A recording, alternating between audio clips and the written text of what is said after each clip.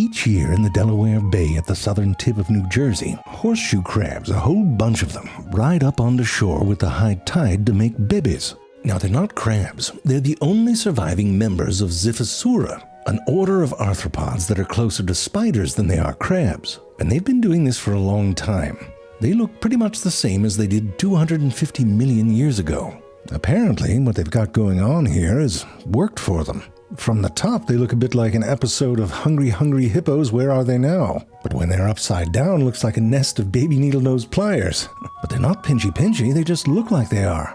Now, they don't make babies like we do. Well, you might do it this way, no judgment. Instead, they practice what is called external fertilization.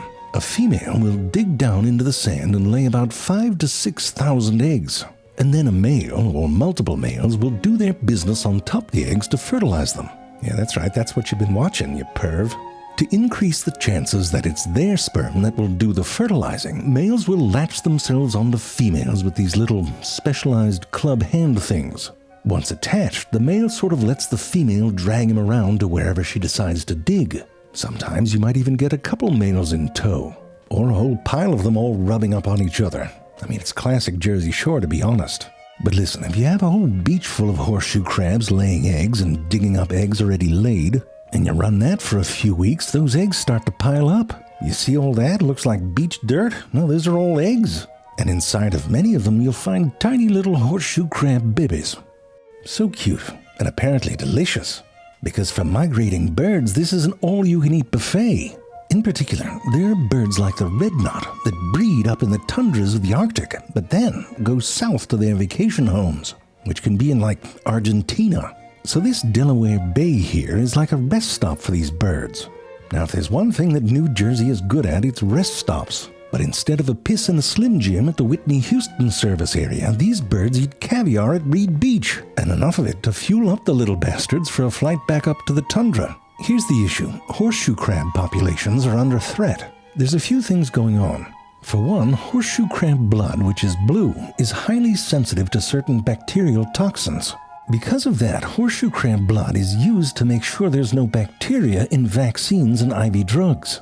Extracting the blood isn't necessarily fatal, but if the animals return to the wild, they're often weak and disoriented. The good news is there's a synthetic alternative, and some drug companies are starting to use it. Horseshoe crabs are also chopped up and used as bait by fishermen. A number of states, like New Jersey, have passed legislation making this illegal. But a third reason for their decline is changes to their habitat. During spawning season, horseshoe crabs will often get trapped on steeply eroded beaches and man-made structures like jetties and stairs. And if they can't return to the ocean, they die. So this is where the good people at the Wetlands Institute come in. It's not the Moistlands. If you want that, go somewhere else. This is the Wetlands Institute. Now, to deal with this horseshoe crab situation, they have a pretty simple and straightforward solution. They organize beach walks where anyone can sign up or be trained to lead walks. On these walks, if you come across a horseshoe crab that was turned on its back by the high tide waves and maybe too weak to right itself, you turn it over. Not by the tail, though. That can hurt them. And you do the same if you find ones that are trapped or tangled. You could even throw in a couple words of encouragement if you wanted. Get back out there, tiger, and make some babies. Now, these walks are a pretty amazing way to teach children about nature and conservation as well. The program is called Return the Favor, and it is a simple and powerful way to give back to these animals. And they've given us a lot.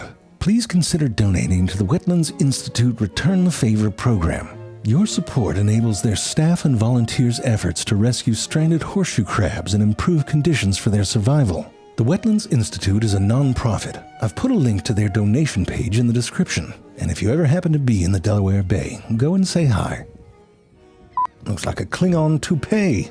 Looks like the cat got stuck under Iron Man's crotch cover. Looks like H.R. Geiger's bike helmet.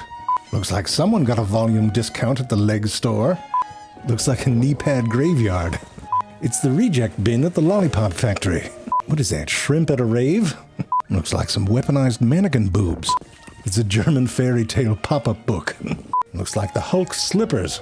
Oh, that's a turtle spider. Volkswagen of the sea. Looks like a cast iron skillet with legs and a dream.